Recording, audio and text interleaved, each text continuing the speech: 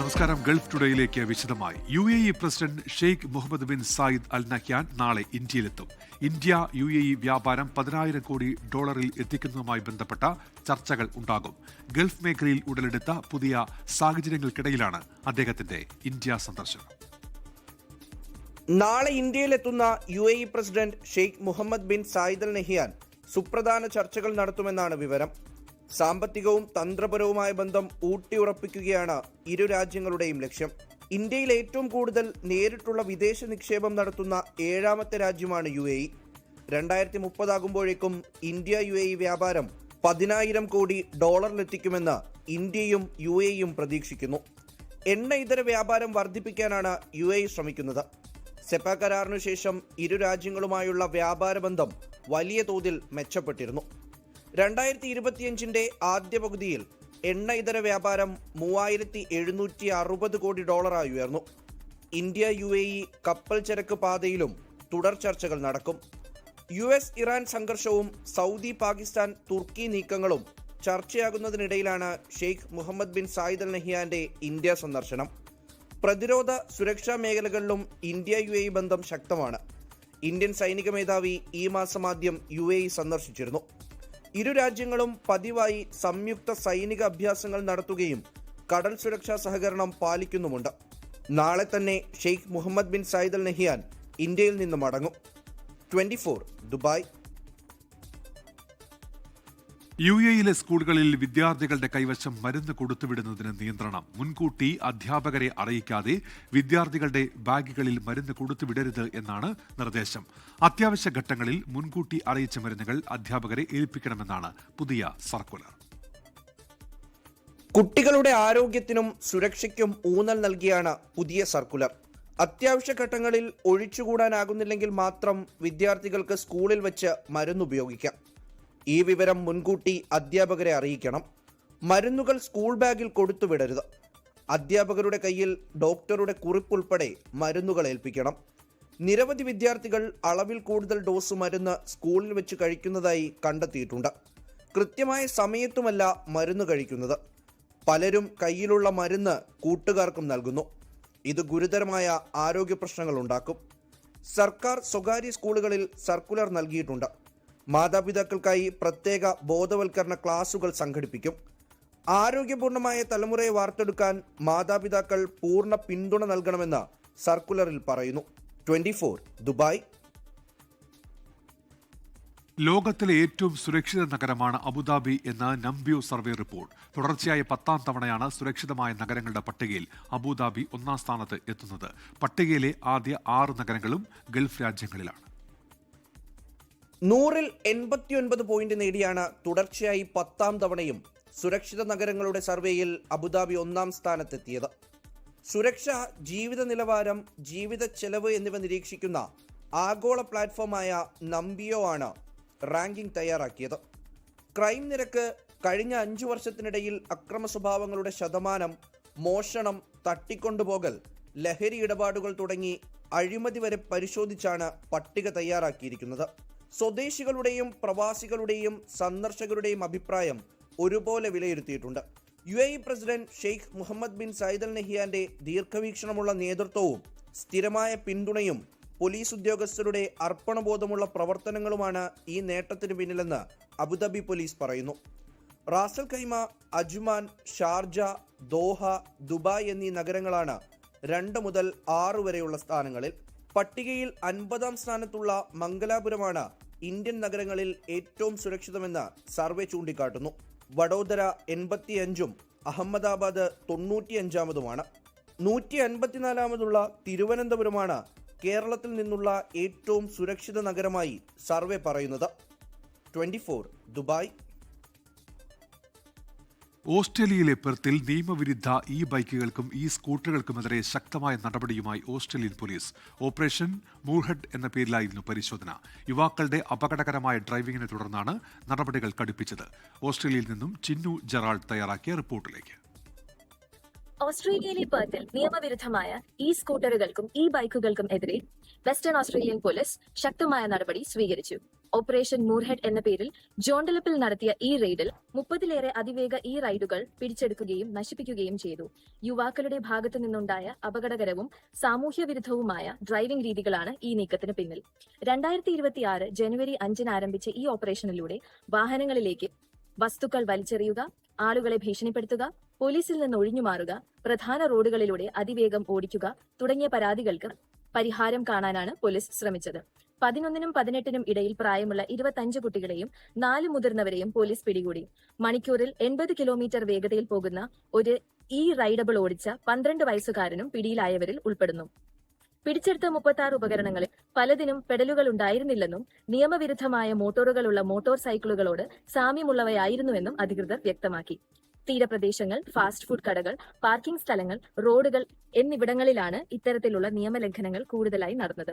ഇത്തരം പ്രവൃത്തികൾ ഒരു കാരണവശാലും അംഗീകരിക്കാനാകില്ലെന്നും സമൂഹത്തിന് ഇത് അപകടകരമാണെന്നും പോലീസ് ഉദ്യോഗസ്ഥർ മുന്നറിയിപ്പ് നൽകി. നിയമവിരുദ്ധമായ ഇത്തരം വാഹനങ്ങൾ ഉപയോഗിക്കുന്നവർക്ക് ഇതൊരു താക്കീതാണ്. പൊതുജനങ്ങളുടെ സംരക്ഷണം ഉറപ്പാക്കാൻ ശക്തമായ നടപടികൾ തുടരുമെന്ന് പോലീസ് വ്യക്തമാക്കുന്നു.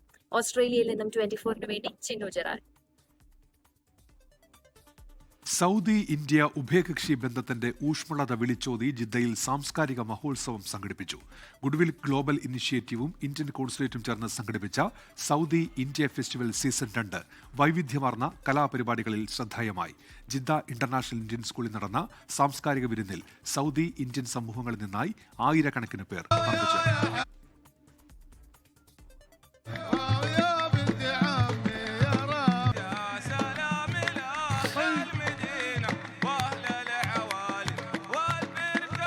മരുഭൂമിയുടെ താളവും ഭാരതീയ കലകളുടെ വർണ്ണാഭമായ ചുവടുകളും ഒത്തുചേർന്നപ്പോൾ ജിദ്ദയിലെ കലാസ്നേഹികൾക്ക് അത് വേറിട്ട അനുഭവമായി. സൗദി ഇന്ത്യ സാംസ്കാരിക വൈവിധ്യങ്ങളുടെ മേളപ്പെരുക്കം തീർത്താണ് സൗദി ഇന്ത്യ ഫെസ്റ്റിവലിന്റെ 2ാം സീസൺ അരങ്ങേറിയത്. സൗദി ഗൾഫ് കുടിയേറ്റത്തിന്റെ ചരിത്ര പശ്ചാത്തലം മനോഹരമായി ആവിഷ്കരിച്ച സൗദി ഇന്ത്യൻ ഫ്യൂഷൻ നൃത്തത്തോടെയായിരുന്നു ആഘോഷങ്ങളുടെ തുടക്കം. ഇരു രാജ്യങ്ങളും കൈവരിച്ച സമൃദ്ധിയുടെയും സാംസ്കാരിക വിനിമയത്തിന്റെയും അടയാളപ്പെടുത്തലാണ് ഫെസ്റ്റിവൽ എന്ന് മുഖ്യ പ്രഭാഷണം നടത്തിയ ജിദ്ദയിലെ Indian consul general Fahad Ahmed Khan Suri പറഞ്ഞു. Today's event under the theme of 0.5 cm corridor beautifully captures the spirit of civilizational linkages and people-to-people ties that have connected our societies over generations. Culture, after all, is the language of soul. Through music, dance, and artistic expression, we discover shared values that transcend geography and language, deepening mutual understanding and respect. ഒപ്പനയും ഭരതനാട്യവും കഥക്കും Punjabi നൃത്തങ്ങളുമൊക്കെ ഒന്നിനു പിറകെ ഒന്നായി അരങ്ങിലെത്തിയപ്പോൾ സദസ്സ് ആവേശഭരിതമായി.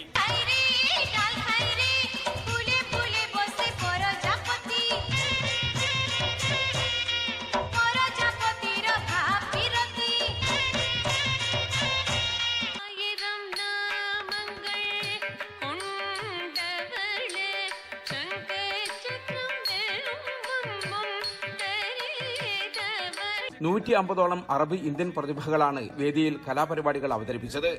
സൗത്തിൽ മംലക്ക ഗ്രൂപ്പിന്റെ പരമ്പരാഗത Saudi നൃത്തങ്ങൾക്കൊപ്പം consul general ഉൾപ്പെടെയുള്ളവർ ചുവടുവെച്ചത് സാംസ്കാരിക ഐക്യത്തിന്റെ വിളംബരമായി മാറി.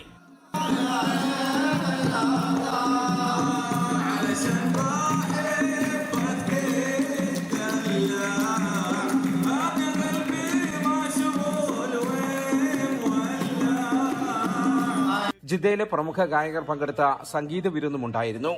അരനൂറ്റാണ്ടിലെ കുടിയേറ്റത്തിന്റെ ഇടനാഴി എന്ന പ്രമേയത്തിൽ സംഘടിപ്പിച്ച ഫെസ്റ്റിവൽ ഇന്ത്യയും അറേബ്യയും തമ്മിൽ നൂറ്റാണ്ടുകളായി നിലനിൽക്കുന്ന ഹൃദയബന്ധത്തിന്റെ നേർക്കാഴ്ചയായി.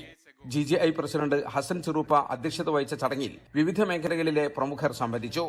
Doctor Ashraf Ameer, doctor Reem Al Madani, doctor Muhammad Imran, Abeer group executive vice president doctor Ahmed Alungal, Raheem Pattarkadavan, Ishaq Poondoli എന്നിവർ സംസാരിച്ചു. ജലീൽ കണമകലം, 24 ജിദ്ദ. സൗദിയിൽ OICC youth wing Jizan premier താരലേലം അൽമദ ഹോട്ടലിൽ നടന്നു. ഏറ്റവും വില കൂടിയ താരമായ സുബൈറിനെ കാബൂൾ ഡയമണ്ട് ക്ലബ് സ്വന്തമാക്കി. ഫെബ്രുവരി 12 നടക്കുന്ന ടൂർണമെന്റിൽ 8 ടീമുകൾ മാറ്റുരയ്ക്കും. പരിപാടിക്ക് youth wing president Usman Kuttumba, convener Riyas KP എന്നിവർ നേതൃത്വം നൽകി.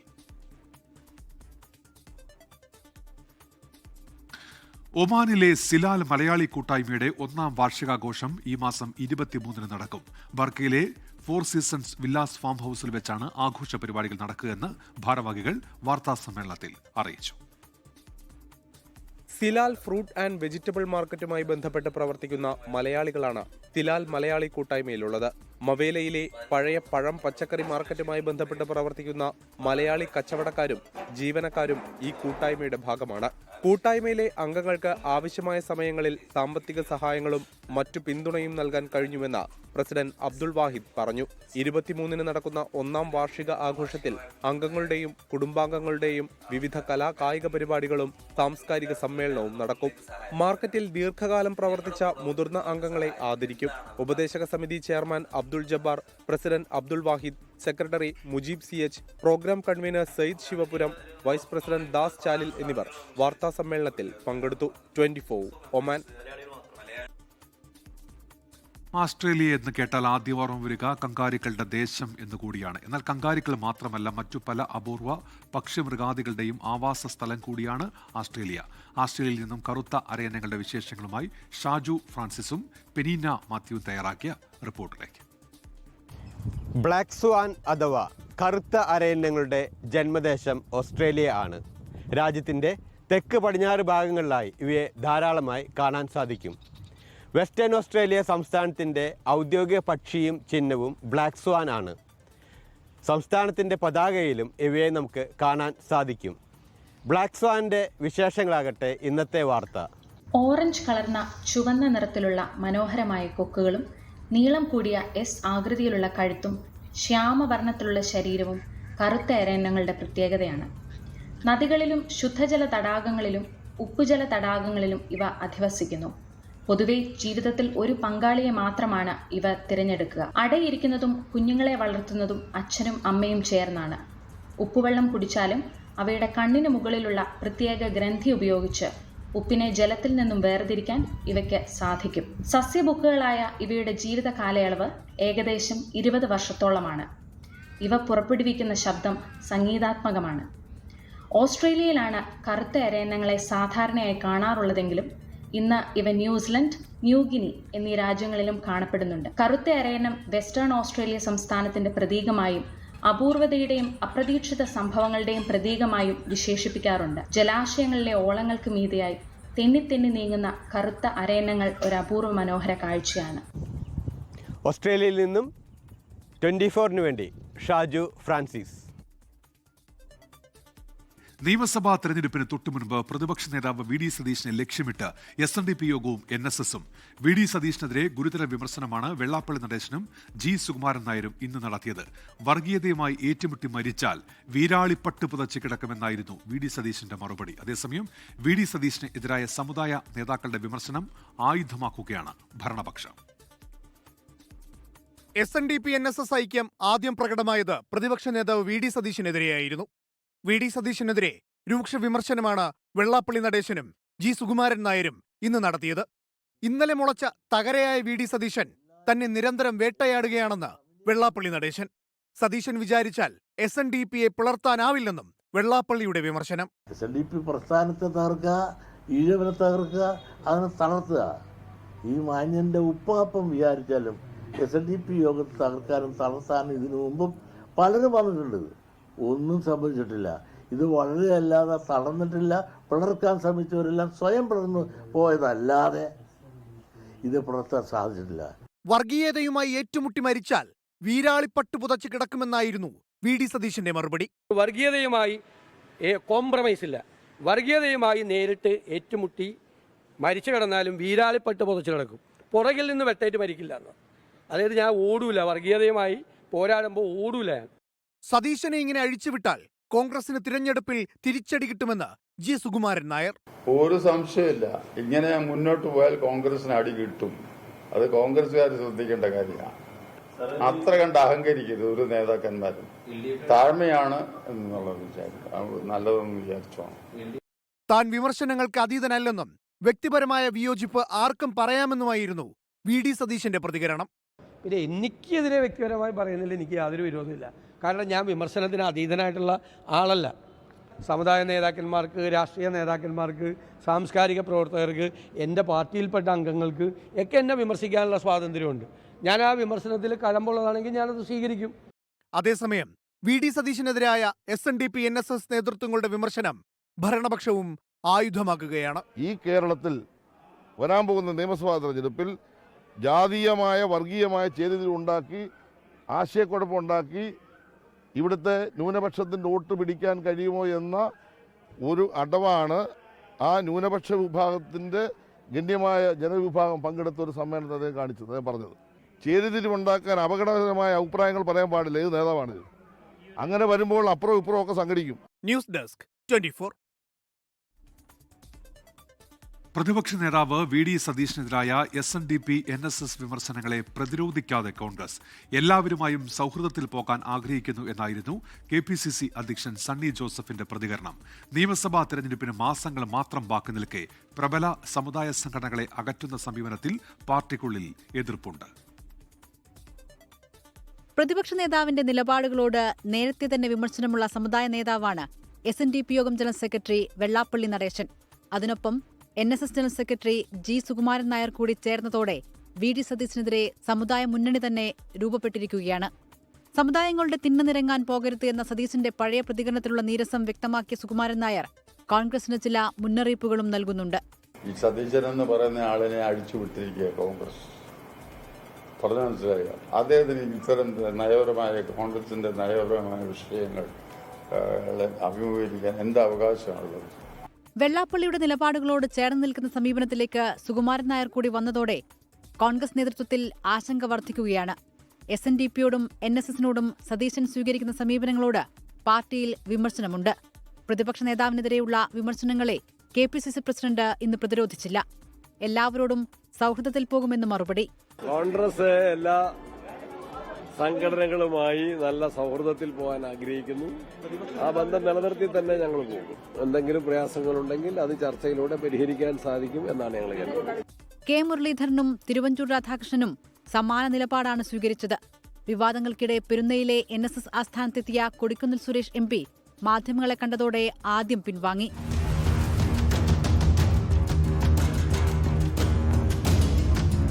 ഒരു മണിക്കൂറിന് ശേഷം തിരികെ എത്തിയ കൊടിക്കുന്നിൽ G. സുകുമാരൻ നായരുമായി കൂടിക്കാഴ്ച നടത്തി. കൂടിക്കാഴ്ചയിൽ രാഷ്ട്രീയമില്ലെന്നും MP എന്ന നിലയിൽ വന്നതാണെന്നും പ്രതികരണം. എന്റെ സന്ദർശനം സൗഹൃദ സന്ദർശനമാണ്. ഞാൻ എല്ലാ സമയത്തും ഓഫീസ് വരാറുണ്ട്. എന്നാൽ സതീശന്റെ നിലപാടുകൾക്ക് പൊതുസമൂഹത്തിലും നവമാധ്യമങ്ങളിലും സ്വീകാര്യതയുണ്ടെന്നാണ് അദ്ദേഹത്തെ അനുകൂലിക്കുന്നവർ ചൂണ്ടിക്കാട്ടുന്നത്. 24 തിരുവനന്തപുരം. NSS SNDP യോഗം ഐക്യം സ്വാഗതം ചെയ്ത BJP. SNDP NSS ഐക്യം ഏറ്റവും കൂടുതൽ ആഗ്രഹിച്ചത് BJP ആണെന്ന് B. മുരളീധരൻ. അപ്പോൾ SNDPയും NSSും ഒരുമിച്ച് വരാൻ തീരുമാനിക്കുന്നുണ്ടെങ്കിൽ അത് ഏറ്റവും കൂടുതൽ സ്വാഗതം ചെയ്യുന്നത് ഭാരതീയ ജനതാ പാർട്ടിയാണ്. മുസ്ലിം ലീഗിൻ്റെ അപ്രമാദിത്വം, മുസ്ലിം ലീഗ് വളർത്തുന്ന ഒരു വർഗീയമായിട്ടുള്ള നിലപാട്, ആ സാഹചര്യത്തിന് എതിരായിട്ടുള്ള നിലപാട്, ആ നിലപാടാണ് വെള്ളാപ്പള്ളി എടുത്തത്. 5 ദിവസങ്ങൾ നീണ്ട കലാമാമാങ്കത്തിന് പരിസമാപ്തി. സംസ്ഥാന സ്കൂൾ കലോത്സവത്തിലെ കലാകിരീടം കണ്ണൂരിന് സ്വന്തം. ഇഞ്ചോടിഞ്ച് പോരാട്ടങ്ങൾക്കൊടുവിൽ ആതിഥേയ ജില്ലയായ തൃശൂർ 2ാം സ്ഥാനവും കോഴിക്കോട് 3ാം സ്ഥാനവും കരസ്ഥമാക്കി. പ്രതിപക്ഷ നേതാവ് വി.ഡി. സതീശൻ ഉദ്ഘാടനം ചെയ്ത സമാപന സമ്മേളനത്തിൽ മലയാളത്തിന്റെ പ്രിയനടൻ മോഹൻലാൽ ആയിരുന്നു മുഖ്യാതിഥി. കലാമാമാങ്കത്തിന്റെ ഉദ്വേഗഭരിതമായ മണിക്കൂറുകൾക്ക് അവസാനം കുറിച്ച് 1028 പോയിന്റുകൾ നേടി കണ്ണൂർ ജില്ല സ്വർണ്ണക്കപ്പ് കരസ്ഥമാക്കി. തൊട്ടുപിന്നിൽ 1023 പോയിന്റുകളുമായി തൃശൂർ 2ാം സ്ഥാനത്തും 1017 പോയിന്റുകളുമായി കോഴിക്കോട് 3ാം സ്ഥാനത്തുമെത്തി.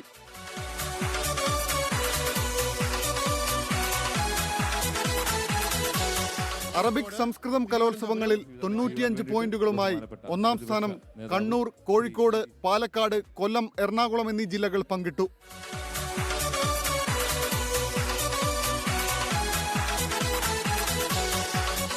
അഞ്ച് ദിവസങ്ങളിൽ 25 വേദികളിലായി 250ഓളം ഇനങ്ങളിൽ 15,000-ഓളം വിദ്യാർത്ഥികളാണ് കലോത്സവത്തിൽ പങ്കാളികളായത്.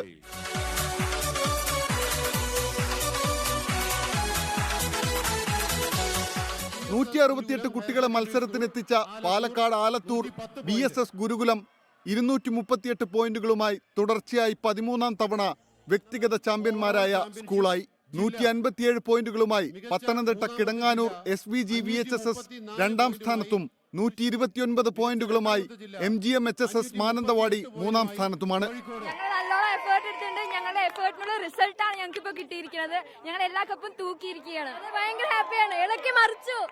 മത്സരത്തിന്റെ ആവേശം മനസ്സിൽ സൂക്ഷിച്ച് അടുത്ത തവണ വീണ്ടും കാണാമെന്ന് പറഞ്ഞ് കലാകേരളം തൃശൂരിനോട് യാത്ര പറയുകയാണ്.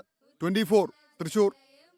ലോകത്തെവിടെയായാലും ഏത് സമയത്തും 24 വാർത്തകളും ഓഗ്മെന്റഡ് റിയാലിറ്റി പാക്കേജുകളും എക്സ്പ്ലെയിനറുകളും വിശദമായി കാണാൻ ഞങ്ങളുടെ യൂട്യൂബ് ചാനൽ നിങ്ങൾക്ക് സബ്സ്ക്രൈബ് ചെയ്യാം.